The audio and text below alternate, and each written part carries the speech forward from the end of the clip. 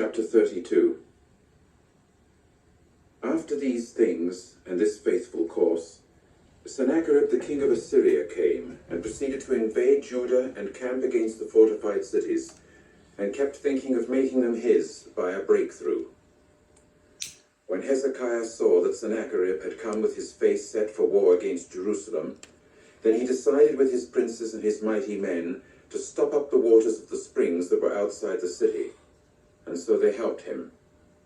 Accordingly, many people were collected together, and they went stopping up all the fountains and the torrent that floods through the middle of the land, saying, "Why should the kings of Assyria come and actually find a great deal of water?" Furthermore, he took courage, and built up all the broken down wall and raised towers upon it, and on the outside another wall, and repaired the mound of the city of David, and made missiles in abundance and shields. And he proceeded to put military chiefs over the people, and collect them to him at the public square of the gate of the city, and speak to the heart of them, saying, "Be courageous and strong. Do not be afraid, nor be terrified because of the king of Assyria, and on account of all the crowd that is with him. For with us there are more than there are with him. With him there is an arm of flesh, but with us there is Jehovah our God to help us, and to fight our battles." And the people began to brace themselves upon the words of Hezekiah the king of Judah.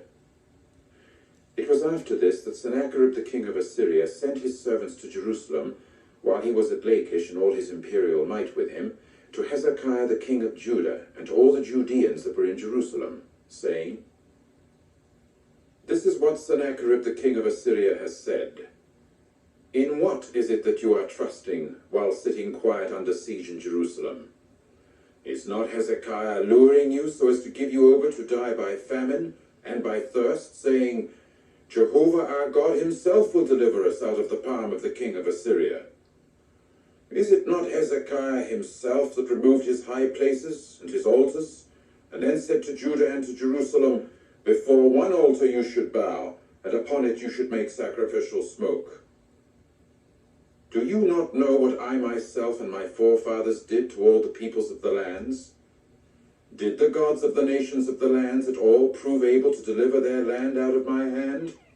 Who was there among all the gods of these nations that my forefathers devoted to destruction, that proved able to deliver his people out of my hand, so that your God should be able to deliver you out of my hand? And now do not let Hezekiah deceive you or allure you like this, and do not put faith in him, for no God of any nation or kingdom was able to deliver his people out of my hand and out of the hand of my forefathers. How much less, then, will your own God deliver you out of my hand?" And his servant spoke yet further against Jehovah the true God, and against Hezekiah his servant. Even letters he wrote to reproach Jehovah the God of Israel, and to talk against him, saying, "Like the gods of the nations of the lands, who did not deliver their people out of my hand, so the God of Hezekiah will not deliver his people out of my hand." And they kept calling with a loud voice in the Jews' language to the people of Jerusalem that were upon the wall, to make them afraid and to disturb them, in order that they might capture the city. And they went on speaking against the God of Jerusalem the same way as against the gods of the peoples of the earth, the work of man's hands. But Hezekiah the king and Isaiah the son of Amoz the prophet kept praying over this, and crying to the heavens for aid. And Jehovah proceeded to send an angel, and deface every valiant, mighty man, and leader, and chief in the camp of the king of Assyria, so that he went back with shame of face to his own land. Later on he entered the house of his God, and there certain ones that had come out of his own inward parts felled him with the sword. Thus Jehovah saved Hezekiah and the inhabitants of Jerusalem out of the hand of Sennacherib the king of Assyria, and out of the hand of all others, and gave them rest all around. And there were many bringing gifts to Jehovah at Jerusalem, and choice things to Hezekiah the king of Judah, and he came to be exalted in the eyes of all the nations after that. In those days Hezekiah fell sick to the point of dying, and he began to pray to Jehovah. So he talked to him, and a portent he gave him. But according to the benefit rendered him, Hezekiah made no return, for his heart became haughty, and there came to be indignation against him, and against Judah and Jerusalem. However, Hezekiah humbled himself for the haughtiness of his heart, he and the inhabitants of Jerusalem, and Jehovah's indignation did not come upon them in the days of Hezekiah. And Hezekiah came to have riches and glory to a very great amount. And storehouses he made for himself for silver and for gold, and for precious stones, and for balsam oil, and for shields, and for all the desirable articles, and also storage places for the produce of grain, and new wine and oil, and also stalls for all the different sorts of beasts, and stalls for the droves. And cities he acquired for himself, and also livestock of the flock and of the herd in abundance. For God gave him very many goods.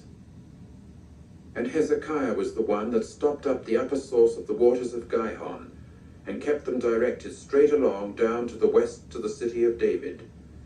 And Hezekiah continued to prove successful in every work of his. And thus it was, that by the spokesmen of the princes of Babylon that were sent to him to inquire about the portent that had happened in the land, the true God left him to put him to the test, to get to know everything in his heart. As for the rest of the affairs of Hezekiah and his acts of loving kindness, there they are written in the vision of Isaiah the prophet, the son of Amoz, in the book of the kings of Judah and Israel. Finally, Hezekiah lay down with his forefathers, and they buried him in the ascent to the burial places of the sons of David. And honor was what all Judah and the inhabitants of Jerusalem rendered to him at his death. And Manasseh his son began to reign in place of him. Chapter 33. 12 years old was Manasseh when he began to reign, and for 55 years he reigned in Jerusalem. And he proceeded to do what was bad in Jehovah's eyes, according to the detestable things of the nations that Jehovah had driven out from before the sons of Israel. So he built again the high places that Hezekiah his father had pulled down, and set up altars to the Baals, and made sacred poles. And he began to bow down to all the army of the heavens and serve them. And he built altars in the house of Jehovah, respecting which Jehovah had said, "In Jerusalem my name will prove to be to time indefinite." And he went on to build altars to all the army of the heavens in 2 courtyards of the house of Jehovah.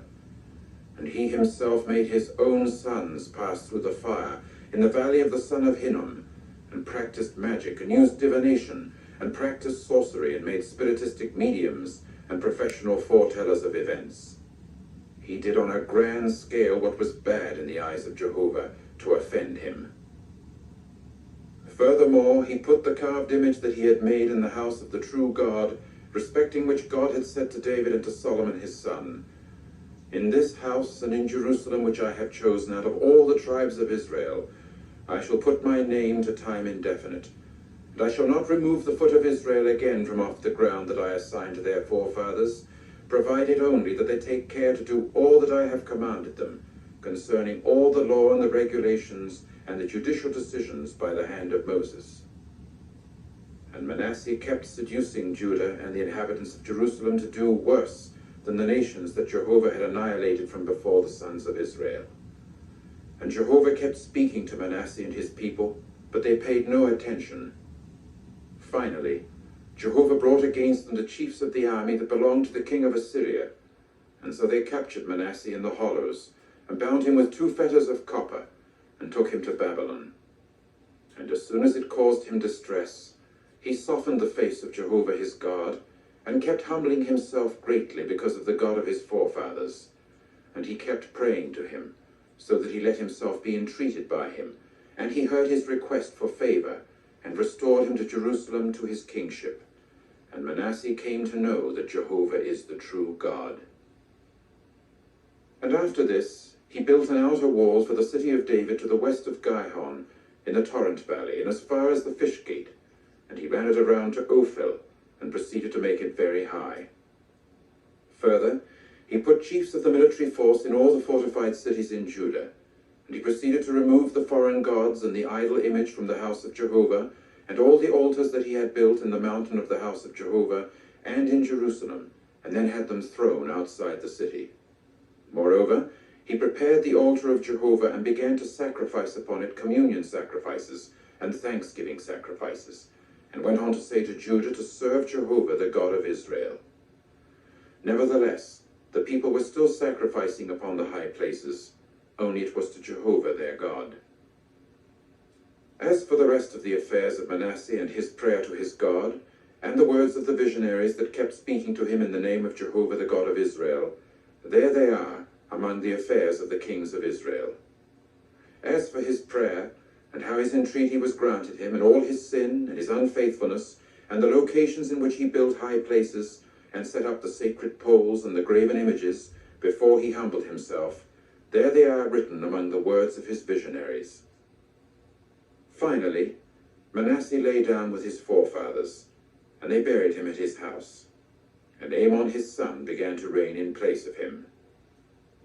22 years old was Amon when he began to reign, and for 2 years he reigned in Jerusalem. And he proceeded to do what was bad in Jehovah's eyes, just as Manasseh his father had done. And to all the graven images that Manasseh his father had made, Amon sacrificed, and he continued serving them. And he did not humble himself because of Jehovah, the same as Manasseh his father humbled himself, for Amon was one that made guiltiness increase. Finally his servants conspired against him, and put him to death in his own house. But the people of the land struck down all the conspirators against King Amon, and the people of the land then made Josiah his son king in place of him. Chapter 34. 8 years old was Josiah when he began to reign, and for 31 years he reigned in Jerusalem. And he proceeded to do what was right in Jehovah's eyes, and walk in the ways of David his forefather. And he did not turn aside to the right or to the left. And in the 8th year of his reigning, while he was still a boy, he started to search for the God of David his forefather. And in the 12th year he started to cleanse Judah and Jerusalem from the high places and the sacred poles and the graven images and the molten statues. Further, they pulled down before him the altars of the Baals, and the incense stands that were up above he cut down from off them. And the sacred poles and the graven images and the molten statues he broke in pieces, and reduced to powder, and then sprinkled it upon the surface of the burial places of those that used to sacrifice to them. And the bones of priests he burned upon their altars. Thus he cleansed Judah and Jerusalem. Also, in the cities of Manasseh and Ephraim and Simeon, and clear to Naphtali, in their devastated places all around, he even went pulling down the altars and the sacred poles, and the graven images he crushed and reduced to powder. And all the incense stands he cut down in all the land of Israel, after which he returned to Jerusalem. And in the 18th year of his reigning, when he had cleansed the land and the house, he sent Shaphan the son of Azaliah, and Maaseiah the chief of the city, and Joah the son of Joahaz the recorder, to repair the house of Jehovah his God. And they proceeded to come to Hilkiah the high priest, and give the money that was being brought to the house of God, which the Levites the doorkeepers had gathered from the hand of Manasseh and Ephraim, and from all the rest of Israel, and from all Judah and Benjamin, and the inhabitants of Jerusalem. Then they put it into the hand of the doers of the work that were appointed over the house of Jehovah. In turn, the doers of the work who were active in the house of Jehovah applied it to mending and repairing the house. So they gave it to the craftsmen and the builders to buy hewn stones and timbers for clamps, and to build with beams the houses that the kings of Judah had brought to ruin. And the men were acting in faithfulness in the work, and over them there were appointed Jahath and Obadiah, the Levites, from the sons of Merari and Zechariah, and Meshullam from the sons of the Kohathites to act as overseers. And the Levites, each of whom was expert with the instruments of song, were over the burden bearers, and the overseers of all the doers of the work for the different services. And from the Levites there were secretaries and officers and gatekeepers. Now while they were bringing out the money that was being brought to the house of Jehovah, Hilkiah the priest found the book of Jehovah's law by the hand of Moses. So Hilkiah answered and said to Shaphan the secretary, "The very book of the law I have found in the house of Jehovah." With that, Hilkiah gave the book to Shaphan. Then Shaphan brought the book to the king, and replied further to the king, saying, All that has been put in the hand of your servants they are doing, and they pour out the money that is found in the house of Jehovah, and put it in the hand of the appointed men, and into the hand of the doers of the work. And Shaphan the secretary went on to report to the king, saying, There is a book that Hilkiah the priest gave me. And Shaphan began to read out of it before the king. And it came about that as soon as the king heard the words of the law, he immediately ripped his garments apart. Then the king commanded Hilkiah and Ahikam the son of Shaphan, and Abdon the son of Micah, and Shaphan the secretary, and Asaiah the king's servant, saying, Go, inquire of Jehovah in my own behalf, and in behalf of what is left in Israel and in Judah, concerning the words of the book that has been found. For great is Jehovah's rage that must be poured out against us, because of the fact that our forefathers did not keep the word of Jehovah by doing according to all that is written in this book. Accordingly Hilkiah, along with those whom the king had said, went to Huldah the prophetess, the wife of Shallum, the son of Tikvah, the son of Harhes, the caretaker of the garments, as she was dwelling in Jerusalem in the 2nd quarter. And they proceeded to speak to her like this. In turn she said to them, This is what Jehovah the God of Israel has said. Say to the man that sent you to me, This is what Jehovah has said. Here I am bringing calamity upon this place and its inhabitants, all the curses that are written in the book that they read before the king of Judah, due to the fact that they have left me and gone making sacrificial smoke to other gods, in order to offend me with all the doings of their hands, and that my rage may pour forth upon this place and not be extinguished. And to the king of Judah, who is sending you to inquire of Jehovah, this is what you should say to him. This is what Jehovah the God of Israel has said. As regards the words that you have heard, for the reason that your heart was soft, so that you humbled yourself because of God at your hearing his words concerning this place and its inhabitants, and you humbled yourself before me, and ripped your garments apart, and wept before me. I, even I, have heard, is the utterance of Jehovah. Here I am, gathering you to your forefathers, and you will certainly be gathered to your graveyard in peace, and your eyes will not look upon all the calamity that I am bringing upon this place and its inhabitants. Then they brought the reply to the king, and the king proceeded to send and gather all the older men of Judah and of Jerusalem. The king now went up to the house of Jehovah with all the men of Judah and the inhabitants of Jerusalem, and the priests and the Levites, and all the people, the great as well as the small.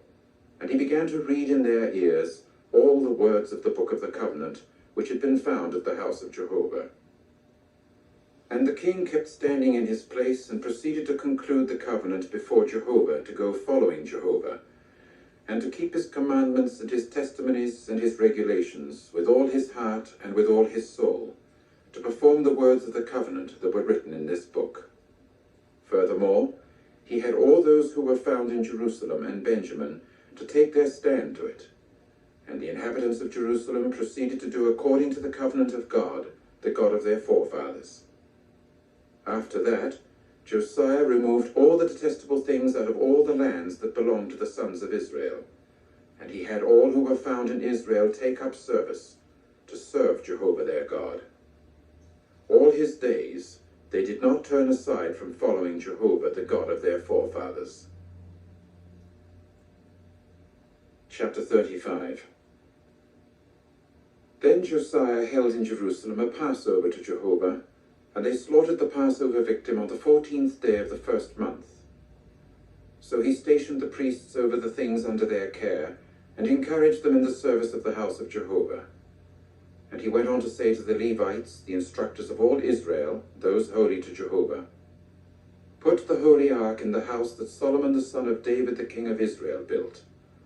It is not yours as a burden upon the shoulder. Now serve Jehovah your God and his people Israel, and make preparation by the house of your forefathers according to your divisions, by the writing of David the king of Israel, and by the writing of Solomon his son. And stand in the holy place by the classes of the house of the forefathers for your brothers, the sons of the people, and the portion of a paternal house belonging to the Levites. And slaughter the Passover victim, and sanctify yourselves, and make preparation for your brothers to do according to the word of Jehovah by means of Moses. Josiah now contributed to the sons of the people flocks, male lambs and male kids, the whole for the Passover victims for all who were to be found, to the number of 30,000, and cattle 3,000. These were from the goods of the king. And his princes themselves made a contribution as a voluntary offering for the people, for the priests and for the Levites.